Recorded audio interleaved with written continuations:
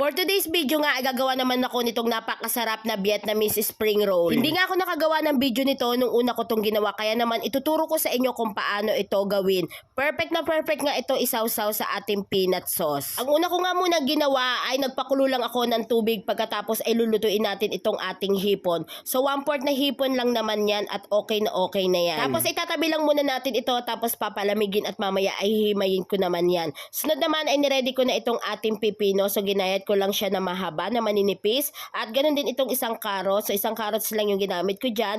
Hiniwa ko lang din siya ng maninipis na pahaba. Pagkatapos ayan, hinimay ko na yung hipon at hiniwa ko nga pala siya sa gitna para naman dumami. Tapos nagpakululi ako ng tubig at lulutuin ko naman itong ating vermicelli noodles. So itong sotanghon. Kapag luto na, itabi lang muna uli natin. Tapos ayan, mag-uumpisa na tayo ng ating pag-a-assemble. Binasa ko lang sa tubig yung rice paper. Pagkatapos naglagay na ako ng lettuce, ng cucumber, ng carrots, tapos itong ating noodles. At ayan, ibabalot lang natin siya ng parang palumpia.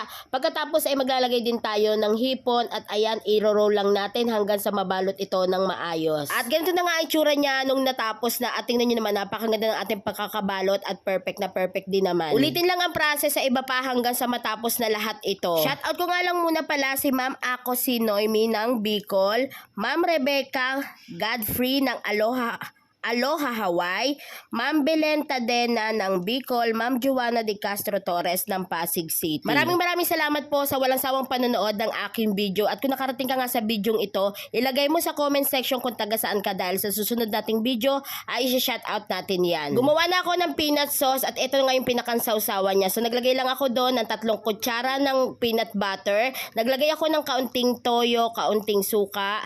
Ayan, pwede rin ang lemon. Tapos naglagay ako ng kaunting asukal, balance lasa. Tapos naglagay ako ng chili flakes. Kung wala kayo nung chili garlic sauce, pwede na yung ating chili flakes. Tapos naglagay ako ng kaunting sesame oil. Tapos kaunting tubig. At ayun, hinalo ko lang ito ng mabuti. Tikman na natin itong ating ginawang Vietnamese spring roll. Grabe. Sobrang sarap nito. At ito na nga yung ating ginawa nating peanut sauce. Dito natin siya i-dip. Okay? Okay. Dito tayo. Sasaw natin. Uy, grabe naman itich.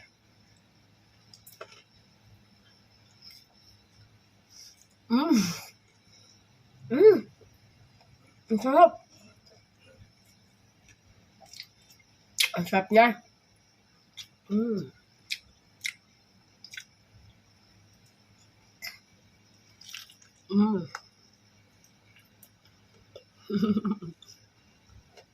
Sarap.